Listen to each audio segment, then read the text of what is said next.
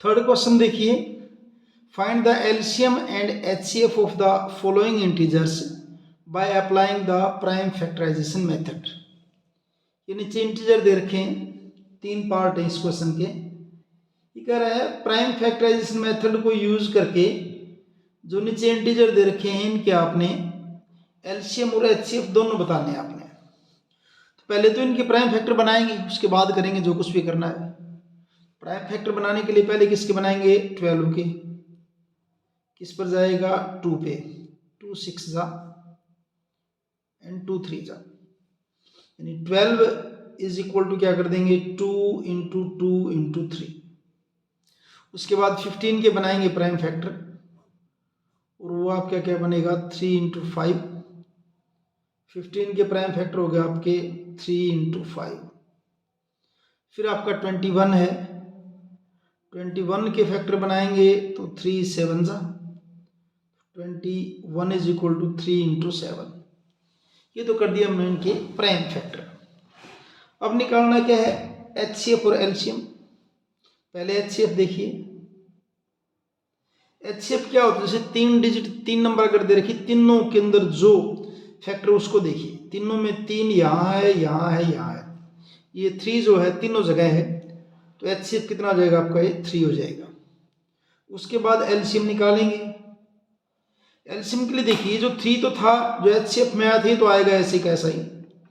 इसके बाद जो कुछ भी रह गए पीछे सबको लिख दीजिए। यहाँ 2 जो 2 टाइम्स है इनको लिख दिया, 2 टाइम्स। फिर आपका क्या है, 5 है, और फिर आपका एक ये 2 हो गए, फिर 5, और फिर क्या आपका 7। तो 3 इंटू 2 इंटू 2 इंटू 5 इंटू 7 इनको मल्टीप्लाई करेंगे, ये आएगा आपका 420। ये हो जाएगा इनका एलसीएम। यानी कि जब आपको एचसीएफ निकालना होता है ना, तो जितने भी नंबर का आपको एचसीएफ निकालना है उनके सबके प्राइम फैक्टर में ये देख लीजिए कॉमन कौन है।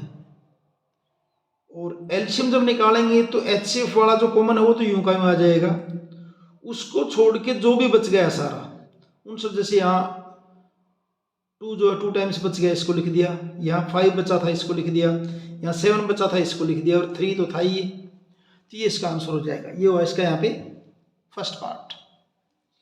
सेकंड पार्ट में जो है वो आपका नंबर दे रखे हैं आपके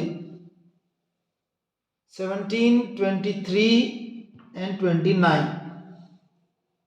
सेकंड पार्ट में नंबर आपके दे रखे हैं, 17 दे रखा है, 23 दे रखा है एंड 29 दे रखा है। जनरली अब तक हमने जब भी किया है, जब प्राइम फैक्टर कर रहे थे, जैसे 17 है, तो क्योंकि किसी से भी डिवाइड नहीं हो रहा, तो ऐसे केस में जब कोई भी कॉमन फैक्टर ना आए या किसी और से डिवाइड ना हो, तो फिर हम इसको ऐसे ही करते हैं, 17 1 जा, तब हमें ऐसे करना पड़ेगा। कब, जब वो किसी भी 1 और इटसेल्फ के अलावा किसी से भी डिवाइड ना होता है, तो हम इसको फिर ऐसे लिख देते हैं, 17 इज इक्वल टू 17 इंटू 1। ऐसे 23 भी ऐसे ही बनेगा, इसको भी क्या लिखना पड़ेगा फिर, 23 इंटू 1। हालांकि मैंने इससे ऊपर कहीं पर भी 1 को प्राइम फैक्टर में नहीं दिखाया, क्योंकि 1 प्राइम फैक्टर है ही नहीं, प्राइम फैक्टर तो 2 से स्टार्ट होते हैं, लेकिन यहाँ दिखाना पड़ेगा आपको, क्योंकि और कोई इसके अलावा है भी नहीं। फिर 29 को क्या लिखेंगे, 29 इंटू 1। तो अब इनको सबको, सब में से अगर कॉमन देखें तो सब में कॉमन क्या है, अगर हम एचसीएफ लिखेंगे तो कॉमन तो 1 ही है सब में, और कुछ तो है ही नहीं, तो एचसीएफ कितना हो जाएगा, 1 हो जाएगा। ठीक है। और एलसीएम में क्या होगा, 1 को तो आप लिखो ना लिखो कोई फर्क पड़ता नहीं इससे, तो उसमें क्या आ जाएंगे जो बचे हुए सारे, 17, 23 एंड 29, ये सारे आ जाएंगे इसके अंदर। और जब इनकी सब की आप मल्टीप्लाई करेंगे तो क्या आएगा, 1 1 3 एंड 9, ये इसका हो जाएगा एलसीएम। थर्ड पार्ट में जो 3 नंबर दे रखे हैं, 8 9 एंड 25, देखिए 8 के फैक्टर बनाएंगे, 2 4 जा, 2 2 जा, तो 8 को क्या लिख देंगे हम, 2 इंटू 2 इंटू 2। फिर 9 को करेंगे तो 3 इंटू 3, 9 का हो जाएगा आपका 3 इंटू 3।